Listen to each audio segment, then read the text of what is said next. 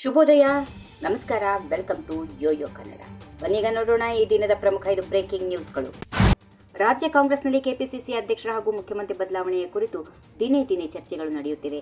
ಕೆಲವು ನಾಯಕರು dinner meeting ಹೆಸರಿನಲ್ಲಿ ತಮ್ಮ ಶಕ್ತಿ ಪ್ರದರ್ಶನಕ್ಕೆ ಮುಂದಾಗ್ತಾ ಇದ್ದಾರೆ. ಅಷ್ಟೇ ಮಾತ್ರವಲ್ಲ, ಸಿಎಂ ಹಾಗೂ ಕೆಪಿಸಿಸಿ ಬದಲಾವಣೆ ಆದರೆ ನಮ್ಮ ಸಮುದಾಯಕ್ಕೆ ನೀಡಬೇಕು ಎಂಬ ಒತ್ತಡವನ್ನು ಕೂಡ ಅನೇಕ ನಾಯಕರು ಹೈಕಮಾಂಡ್ ಮೇಲೆ ಹೇರುತ್ತಾ ಇದ್ದಾರೆ.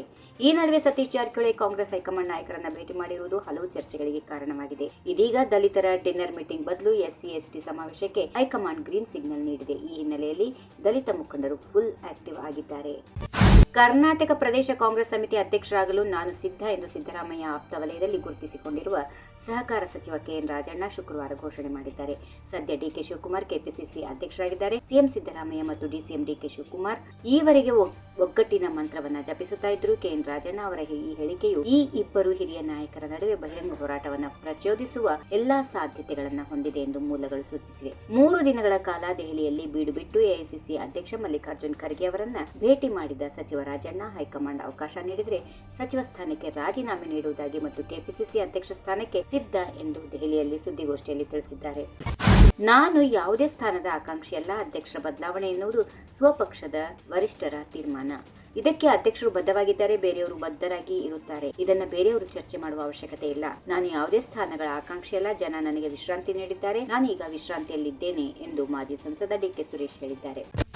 ಕೆಪಿಸಿಸಿ ಕುರ್ಚಿ ಕಾಳಗದ ಮಧ್ಯೆಯೇ ರಾಜ್ಯ ಕಾಂಗ್ರೆಸ್ನಲ್ಲೀಗ ಪೂರ್ಣಾವಧಿ ಸಿಎಂ ಕುರಿತು ಚರ್ಚೆ ಶುರುವಾಗಿದೆ.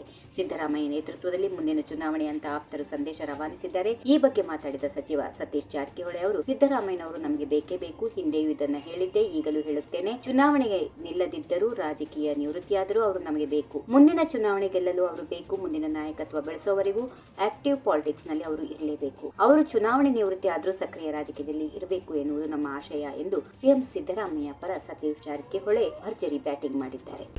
PY ವಿಜೇಂದ್ರ ಹಾಗೂ ಮಾಜಿ ಸಿಎಂ ಯಡಿಯೂರಪ್ಪ ಬಗ್ಗೆ ಬಹಿರಂಗವಾಗಿ ವಾಗ್ದಾಳಿ ನಡೆಸಿರುವ ಮೂಲಕ ಪಕ್ಷದ ಕೆಂಗಣ್ಣಿಗೆ ಗುರಿಯಾಗಿದ್ದ ಬಿಜೆಪಿ ಶಾಸಕ ಬಸನಗೌಡ ಪಾಟೀಲ್ ಯತ್ನಾಳ್ಗೆ ಶೋಕಾಸ್ ನೋಟಿಸ್ ಜಾರಿಯಾಗಿದೆ. ಈ ಬೆಳವಣಿಗೆ ಬೆನ್ನಲ್ಲೇ ರಾಜ್ಯಾಧ್ಯಕ್ಷ ವಿಜೇಂದ್ರ ಪ್ರತಿಕ್ರಿಯೆ ನೀಡಿದ್ದಾರೆ. ಸುದ್ದಿಗಾರರೊಂದಿಗೆ ಮಾತಾಡಿದ ವಿಜೇಂದ್ರ, ಯತ್ನಾಳ್ ಅವರಿಗೆ ನೋಟಿಸ್ ನೀಡಿದ್ದು ನಾನಲ್ಲ, ಕೇಂದ್ರೀಯ ಬಿಜೆಪಿ ಶಿಸ್ತು ಸಮಿತಿ ನೋಟಿಸ್ ನೀಡಿದೆ, ಅವರೇ ಉತ್ತರಿಸಬೇಕು ಎಂದು ಹೇಳಿದರು. ಯತ್ನಾಳ್ ಅವರನ್ನ ಬಿಜೆಪಿಯಿಂದ ಉಚ್ಚಾಟನೆ ಮಾಡಬೇಕೆಂಬ ಕೆಲವರ ಒತ್ತಾಯದ ಬಗ್ಗೆ ಪ್ರತಿಕ್ರಿಯೆ ನೀಡಿದ ವಿಜೇಂದ್ರ, ಯತ್ನಾಳ್ ಉಚ್ಚಾಟನೆ ಬಗ್ಗೆ ನಾನೇನು ಮಾತಾಡಲ್ಲ, ಎಲ್ಲರಿಗೂ ಮುಂದೆ ಒಳ್ಳೆಯದಾಗುತ್ತದೆ, ಶೀಘ್ರದಲ್ಲೇ ಎಲ್ಲವೂ ಬಗೆಹರಿಯಲಿದೆ ಎಂದು ಹೇಳಿದರು.